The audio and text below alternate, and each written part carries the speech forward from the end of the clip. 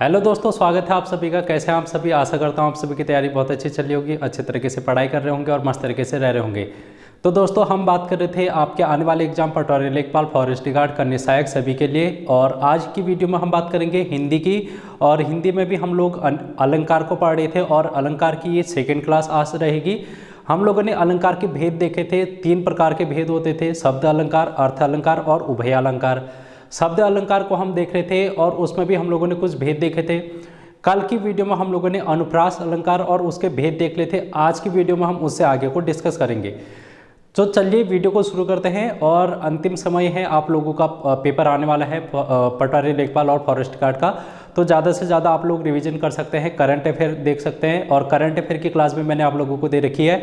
और इसके अलावा आप लोग रीजनिंग की क्लास देख सकते हैं। 10 क्वेश्चन आपको रीजनिंग में पूछे जाएंगे बेसिक लेवल से। तो बिल्कुल बेसिक से है, जो कि मैंने रीजनिंग आप लोगों को करा रखी है। लगभग 20 क्लास है जो कि मैंने आप लोगों को दे रखी है। वहाँ से आपके पुलिस कांस्टेबल के एग्जाम में भी क्वेश्चन पूछे गए हैं। आपके आने वाले एग्जाम में भी वहाँ से क्वेश्चन जरूर देखने को मिलेंगे। अंतिम 50 दिनों के महासंग्राम से अगर आप जुड़ते हैं तो आप अपने जीएस को मजबूत करेंगे। और हर एक टॉपिक को, हर एक जीएस के हर एक सिलेबस को हमने देखा है, चाहे वो इंडियन पॉलिटी का हो, ज्योग्राफी हो या फिर हिस्ट्री है। हम लोगों ने सारी क्लास वहाँ पर कर रखी है, आप लोग उसको जाके देखना। अंतिम 50 दिनों के महासंग्राम से कन्या सहायक वाले भी जीएस को मजबूत करने के लिए अंतिम 50 दिनों के महासंग्राम से जुड़ सकते हैं। वहाँ से आप लोगों की तैयारी बेटर होगी। और रीजनिंग की क्लास भी आप लोग देखें, करंट अफेयर की क्लास भी देखें, ठीक है। तो इस तरीके से है जो कि आप अपनी तैयारी को बेहतर बना सकते हैं। और आज की वीडियो को हम शुरू करते हैं। आज की वीडियो में हम बात करेंगे अलंकार के अन्य भेदों के बारे में। तो देखो, हम लोगों ने बात की थी अलंकार, और अलंकार के भेद हमने देखे थे कल। अलंकार के भेद हम लोगों ने पढ़े। और कौन कौन से भेद होते थे? 3 भेद देखे थे हमने। और 3 भेदों में पहला भेद था शब्द अलंकार, शब्दालंकार, ठीक है। हम लोगों ने कहा था कि शब्दालंकार में भी 5 भेद होते हैं। और उनमें से हम लोगों ने कल अनुप्रास अलंकार देखा था। अनुप्रास अलंकार हम लोगों ने शब्द अलंकार में से अलग अलग भेद हमने इसके देखे थे। अनुप्रास, अनुप्रास एक यमक है, एक श्लेष है, एक विप्सा है, विप्सा, और एक है वक्रोक्ति। ये हैं शब्द अलंकार के भेद। अब हमने इनमें से अनुप्रास अलंकार को डिस्कस कर लिया था कल। अगर आप लोगों ने नहीं देखी है वीडियो, देख लेना। अब आज हम बात करेंगे यमक अलंकार की। यमक अलंकार की अभी हम बात करते हैं, तो हेडिंग लिख लो, यमक अलंकार। यमक अलंकार को अब हम देखते हैं। अगर हम इसकी परिभाषा देखें, परिभाषा,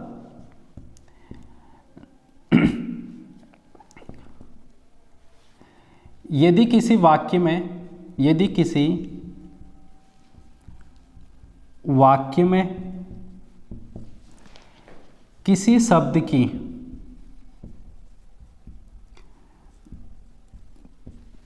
शब्द की आवृत्ति बार बार होती है, आवृत्ति बार बार होती है, और उसका अर्थ भी भिन्न भिन्न होता है। अभी हम समझेंगे इसके डेफिनेशन को। फिलहाल आप लोग इसकी डेफिनेशन लिख सकते हैं, परिभाषा।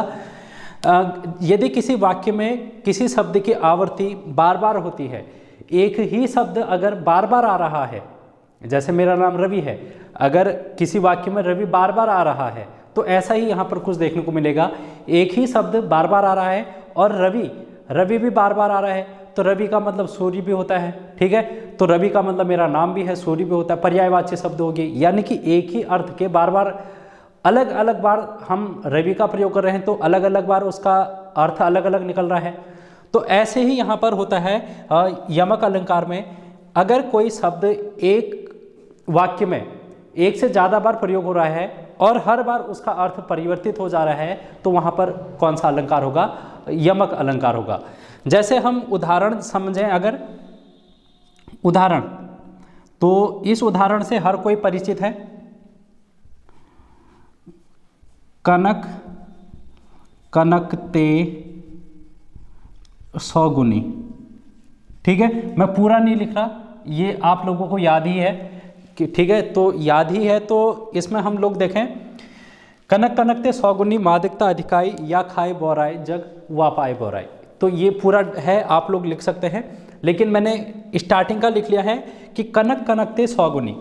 इसमें ये जो कनक शब्द है ये 2 बार प्रयोग हो रहा है, एक ही शब्द बार बार इसकी आवृत्ति हो रही है। डेफिनेशन को अगर हम देखें, इसकी परिभाषा को अगर देखें तो एक, और ये कनक का अर्थ बार बार परिवर्तित हो जाएगा, यानी कि हर बार इसका अर्थ अलग होगा। जैसे कि एक कनक का अर्थ तो होता है सोना, और दूसरे कनक का अर्थ होता है धतुरा। ठीक है, एक कनक का अर्थ हो गया सोना और दूसरा कनक का अर्थ हो गया धतुरा। तो इस प्रकार एक ही वाक्य में एक ही शब्द के 2 अर्थ निकल रहे हैं। जहाँ पर भी ऐसे शब्दों का प्रयोग किया जाएगा उसको हम यमक अलंकार बोलेंगे। ठीक है दोस्तों, आई होप आप लोगों को ये बात समझ में आ गई होगी। अब हम एक और उदाहरण देखते हैं, इसका एक और उदाहरण देख लेते हैं।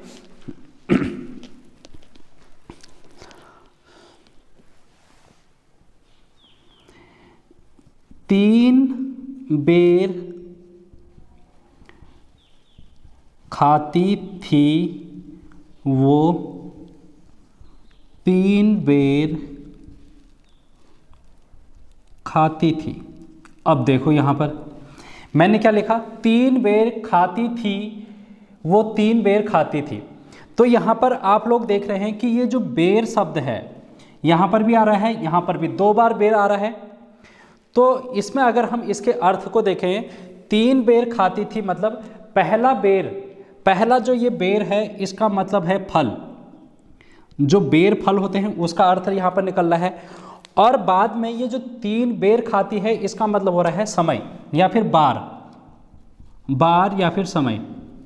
जैसे डॉक्टर, कभी आप लोगों ने हॉस्पिटल में जाके देखा होगा कि डॉक्टर क्या देता है, दवाई देता है। तो दवाई देता है तो वो क्या कहता है कि इस दवाई को आप लोगों ने 3 बार खाना है, 3 बार खाना है। तो वही चीज़ यहाँ पर हो रही है। देखो 3 बेर खाती है वो, 3 फल खाती है, और कितनी बार खाती है, 3 बार खाती है। ठीक है, 3 फल खाती है मतलब 3 बेर जो फल है वो खाती है, और कितनी बार, 3 बार खाती है, 3 समय में खाती है वो। तो ये इसका अर्थ निकल रहा है, जो कि इस बेर का 2 बार अर्थ हमको देखने को मिल रहा है। तो ऐसे वाक्य जहाँ पर भी एक ही शब्द 2 बार प्रयोग हो रहे हों और हर एक बार उसका अलग अर्थ निकल रहा होगा तो उसी को हम कहेंगे यमक अलंकार। एक उदाहरण और देख लेते हैं हम यहाँ पर, काली घटा का घमंड घटा। मैंने लिखा काली घटा का घमंड घटा। ये हमने एक और उदाहरण देखा। यहाँ पर आप लोग देख रहे हैं पहला घटा यहाँ पर आ रहा है और दूसरा घटा यहाँ पर आ रहा है। तो इसका अगर हम अर्थ देखें काली घटा, तो काली घटा का मतलब होता है काले बादल। तो यहाँ पर जो ये घटा शब्द है ये बादल के लिए प्रयोग हो रहा है। बादल, जब काले बादल आ रहे हैं तो उसका धीरे धीरे करके जो काले बादल हैं वो छट गए हैं, अब एक दूसरे से भागने लगे हैं और मौसम साफ होने लगा है। तो उसका घमंड जो है, उसका घमंड जो अभी तक डरा रहा था, सोच रहा था कि बारिश होगी और लोगों को डरा रहा था कि मैं बारिश करूंगा, लेकिन उसका घमंड अब क्या हो गया है, घट गया है। जैसे ही सूरज आया और सूरज ने बादलों को दूर दूर किया और काला जो बादल था वो अब वहाँ से चला गया है और उसका घमंड क्या हो गया है, घट गया है, यानी कि कम हो गया है। तो आप लोग इसको इस तरीके से ध्यान में रखेंगे। तो एक घटा का अर्थ मिल रहा है बादल और दूसरी घटा का अर्थ मिल रहा है कम या फिर कम होना। तो इस प्रकार आप लोग देख रहे हैं कि एक ही वाक्य में 2 शब्द प्रयोग हो रहे हैं, एक ही शब्द प्रयोग हो रहा है 2 बार और दोनों बार उसका अर्थ परिवर्तित हो जा रहा है। तो ऐसे सब वाक्यों में हम क्या कहेंगे, यमक अलंकार होगा। कौन सा अलंकार होगा, यमक अलंकार होगा। एक उदाहरण और देख लेते हैं हम इसका, फिर उसके बाद हम दूसरा अलंकार पढ़ेंगे। तो आई होप आप लोगों को ये जो अलंकार है वो समझ में आ रहे होंगे, क्योंकि अलंकार टॉपिक जो है वो बहुत से बच्चों का यहाँ पर समझ में नहीं आता और इसको छोड़ के आ जाते हैं। लेकिन एक प्रश्न आप लोगों को अगर पूछ लिया जाएगा तो वहाँ पर आप लोग मिस्टेक मत करना। आप जैसे अगर हम देखें, माला फेरत जुग भया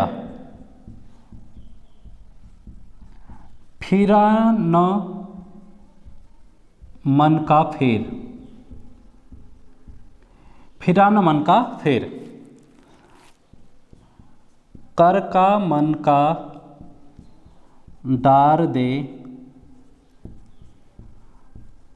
मन का फेर। अब देखो भाई यहाँ पर फिर से कुछ है जो कि आप लोगों को दिखाई दे रहा है, जैसे कि माला फेरत जुग भया फिरा न मन का फेर, कर का मन का डार दे, मन का फेर। तो ऐसे में आप लोगों को यहाँ पर एक चीज दिख रही है कि माला है, माला है, और दूसरा क्या है, मन का। ये जो मन का है एक बार यहाँ पर आ रहा है और एक बार यहाँ पर आ रहा है, तो ये मन का शब्द है जो कि 2 बार आ रहा है। एक ही शब्द है मन का जो कि 2 बार आ रहा है, लेकिन इसका अर्थ दोनों जगह विपरीत होगा, या विपरीत नहीं मतलब दोनों जगह इसका अर्थ अलग अलग होगा। देखो ये क्या कह रहा है, यहां पर क्या कह रहा है, देखो ये कबीरदास जी का है, यहाँ पर दोहा है, कबीरदास जी का दोहा है। कबीरदास जी कह रहे हैं कि माला फेरत जुग भया, मतलब जो माला होती है जिसको हम लोग फेरते हैं, गले में भी डालने रहते हैं और हाथों से उसको गिनते रहते हैं, वो वाली माला की ये बात कर रहा है, जो कि मन के से बनी रहती है, मन के। माला फेरत जुग भया, बहुत लंबे समय से कोई व्यक्ति अगर माला फेर रहा है, यानी कि जुग भया मतलब बहुत समय से माला फेर रहा है वो, फिरा न मन का ठेर, जो उसके मन का अंदर का जो द्वेष भावना थी उसके अंदर, जो उसके अंदर मन शांत नहीं था, उस इंसान का मन शांत नहीं था, इसलिए वो क्या कर रहा था, अभी तक ये माला फेर रहा है। अब वो क्या कर रहा है, कर का मन का डार दे, मन का फेर।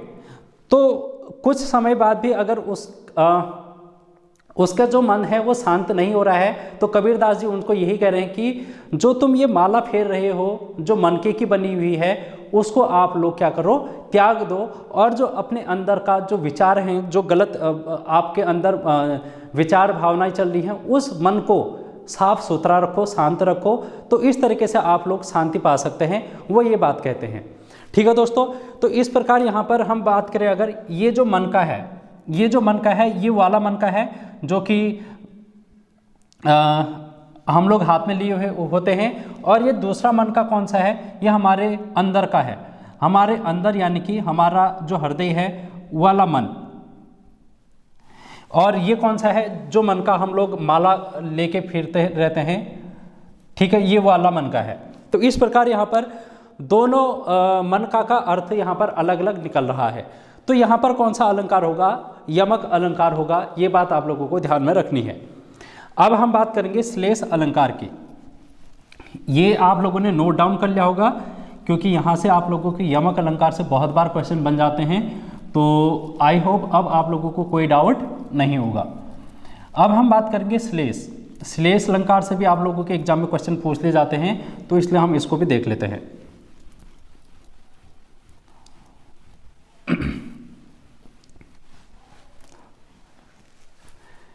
श्लेष अलंकार, ठीक है। अब हम बात करेंगे श्लेष। श्लेष मतलब होता है चिपकना। श्लेष का मतलब क्या होता है, चिपकना, ठीक है, चिपकना। श्लेष का मतलब होता है चिपकना। तो अगर हम इसकी परिभाषा की बात करें,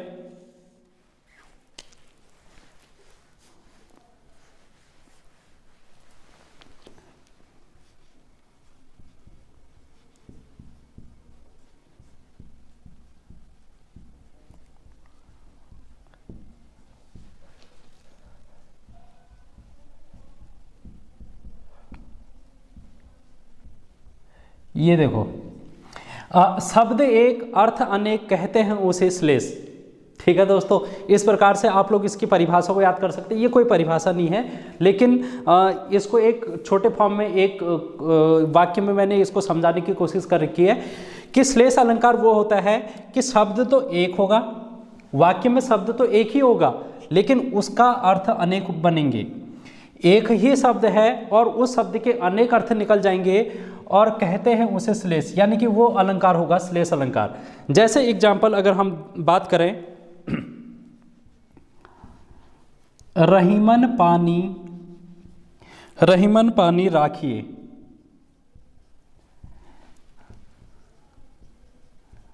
बिन पानी सब सून। रहीमन पानी राखिए, बिन पानी सब सून। पानी गए न उबरे, पानी गए न उबरे, मोती मानुष चून। ठीक है दोस्तों, ये वाक्य है, आप लोगों को इसमें देखना है कि कौन सा अलंकार होगा।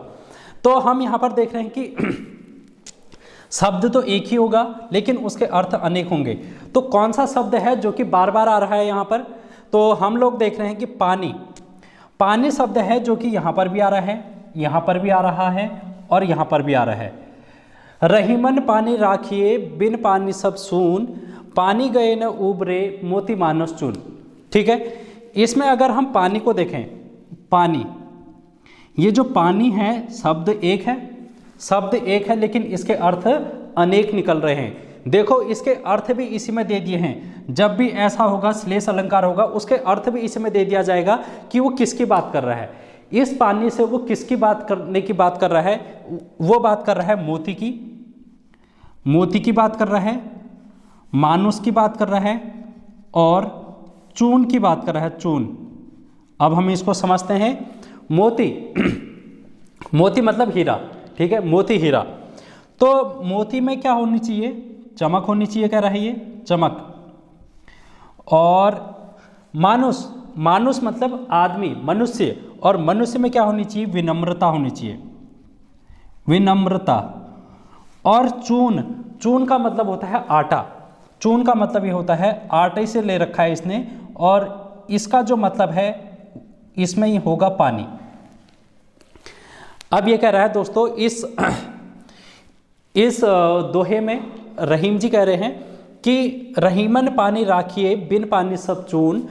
पानी गए न उबरे, मोती मानुष चून। यानी कि इसका मतलब ये है कि जिस प्रकार मोती में चमक होना जरूरी है, बिना चमक के मोती का कोई अस्तित्व नहीं है, वैसे ही जो आटा होता है, आटा, तो आटे का अस्तित्व तभी है जब उसमें पानी मिलाया जाता है, तभी रोटी बनेगी। अगर आटे में पानी ना मिलाया जाए तो कुछ उस आटे का कोई महत्व नहीं है, वो योग्य नहीं है फिर खाने के। ठीक है, उसी प्रकार मानुष मतलब मनुष्य में भी विनम्रता का होना अनिवार्य है, तभी एक मनुष्य है जो कि एक उसका व्यवहार दिखाई देता है। तो विनम्रता मनुष्य के व्यवहार में होनी चाहिए, ये बात यहाँ पर रहीमदास जी कह रहे हैं। ठीक है, रहीम जी कह रहे हैं। तो ये बात है जो कि इस वाक्य में आप लोगों को देखने को मिली है, जो कि श्लेष अलंकार है, यहाँ पर हम इसकी बात कर रहे हैं। अब हम बात करेंगे श्लेष के बाद। तो इस टाइप के प्रश्न आप लोगों से पूछे जाएंगे, तो आप लोग इनको कर लेना अब। ठीक है दोस्तों, इनको अब कर लेना। देखो अब हम आगे को बात करेंगे, श्लेष अलंकार भी हम लोगों ने पढ़ लिया। अब हम बात करेंगे विप्सा और फिर वक्रोक्ति अलंकार की। विप्सा और वक्रोक्ति अलंकार। तो विप्सा अलंकार देख लेते हैं हम, कभी कभी पूछ लिया जाता है विप्सा अलंकार। देखो विप्सा अलंकार में आप लोगों को ज्यादा ध्यान में नहीं रखना है, बस आप लोग ये ध्यान में रखना, छी छी, चुप चुप,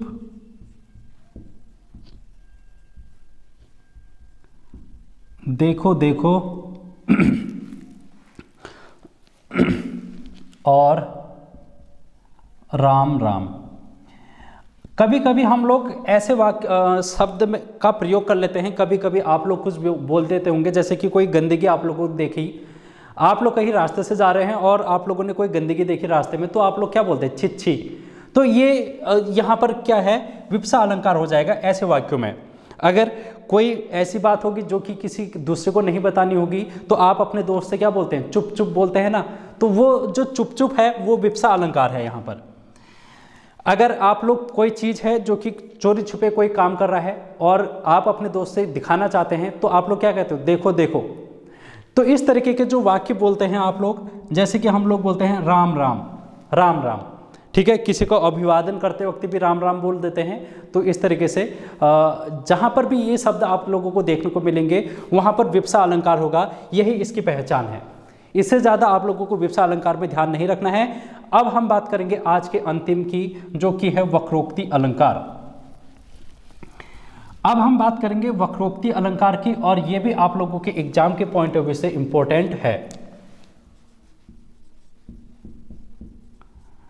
वक्रोक्ति अलंकार, ठीक है दोस्तों, वक्रोक्ति अलंकार। देखो, अगर कोई दो लोग हैं, अगर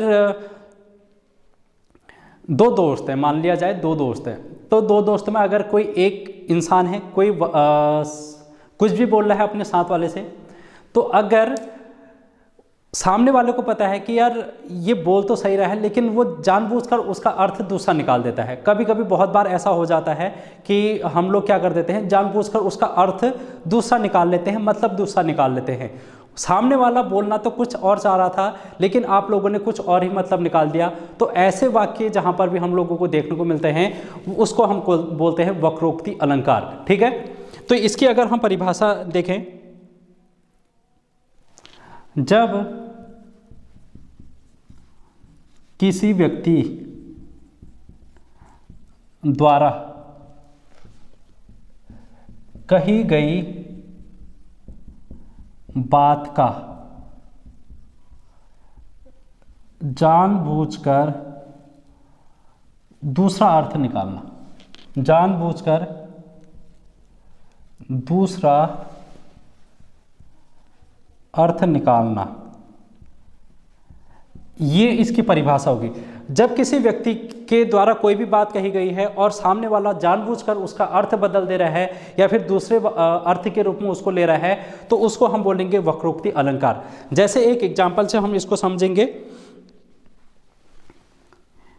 उदाहरण,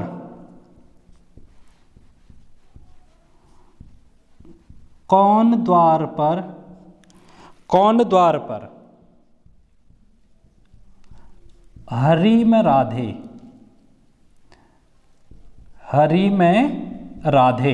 अभी मैं समझाऊंगा इसको।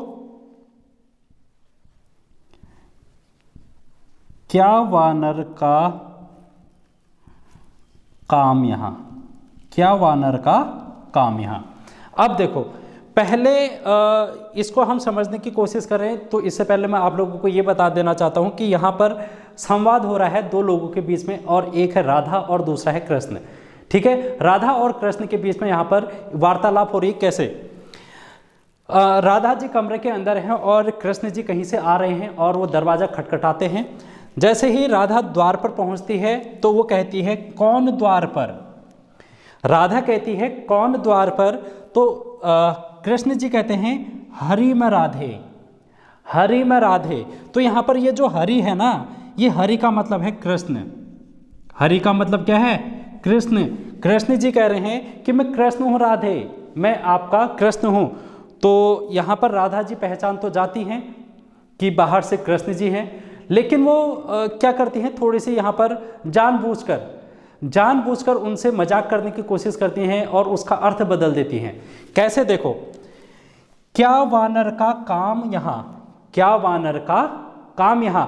वो कहती हैं कि ये जो हरि शब्द है उसका इन्होंने अर्थ बदल दिया और हरि का अर्थ इन्होंने क्या बना दिया, वानर। वानर मतलब बंदर। तो तब वो राधा जी कह रही हैं बंदर का क्या काम है यहाँ पर। तो इस प्रकार वो कहती हैं दरवाजे के पास। तो ये आप लोगों को समझना पड़ेगा और वक्रोक्ति अलंकार यहाँ पर होगा। ठीक है दोस्तों, तो ये बात आप लोगों को समझ में आ गई कि एक शब्द है, इसका अर्थ क्या कहे, मतलब इस अर्थ वाक्य का अर्थ इसने बदल दिया है और बदलने के बाद उसका जानबूझकर दूसरा अर्थ निकाला जा रहा है, तो ऐसे में होगा वक्रोक्ति अलंकार।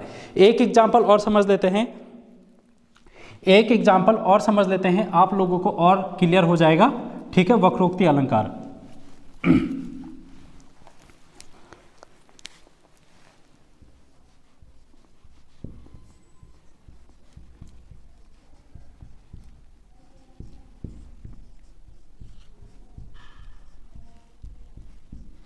यहाँ से भागना मत पढ़, ये एक उदाहरण है। और इसी उदाहरण को और लिख रहा हूं मैं, यहाँ से भागना मत पढ़। अब देखो इसमें क्या है, इसमें वक्रोक्ति अलंकार किस प्रकार से होगा। देखो एक पिता है अपने पुत्र से कह रहा है, एक पिता अपने पुत्र से कह रहा है क्या, देखो यहाँ से भागना मत पढ़। वो पिताजी क्या कह रहे हैं अपने बच्चे से, यहाँ से भागना मत पढ़, यानी कि यहीं पर रुके रहे और पढ़ाई कर। ये इसका वाक्य का अर्थ निकला पहले वाले में देखो। लेकिन ये जो लड़का है ये थोड़ा सा तेज है, ये थोड़ा सा अपने पापा की बात को घुमा फिरा के कह देता है और क्या कहता है, देखो यहाँ से भागना मत पढ़, यहाँ से भागना मत पढ़। तो ये अपने पापा की बात को इस प्रकार समझ रहा है कि पापा क्या कह रहे हैं इसके, यहाँ से भाग जा मत पढ़।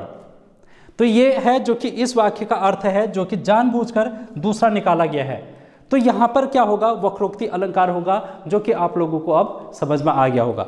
ठीक है दोस्तों, तो इस प्रकार जो हमारे शब्दालंकार हैं उसके सारे के सारे भेद हम लोगों ने कर दिए हैं, आप लोगों के एग्जाम में पूछे जाते हैं और आई होप आप लोगों को अब समझ में आ गया होगा। ठीक है, तो वीडियो कैसी लगी कमेंट करके जरूर बताना फीडबैक के रूप में। अगर आप नए हैं तो चैनल को सब्सक्राइब कर लेना और ज़्यादा से ज़्यादा लोगों तक शेयर करने की कोशिश करना। और अगर आप टेलीग्राम से नहीं जुड़े हैं, टेलीग्राम पर जुड़ सकते हैं, वहाँ पर आप अपनी क्वेरीज पूछ सकते हैं, कोई भी दिक्कत हो आप लोग मेरे को बता सकते हैं। ठीक है, तो इस प्रकार है जो कि आप लोग करेंगे बढ़िया तरीके से। तो थैंक यू सो मच, मस्त रहिए, पढ़ते रहिए, खुश रहिए।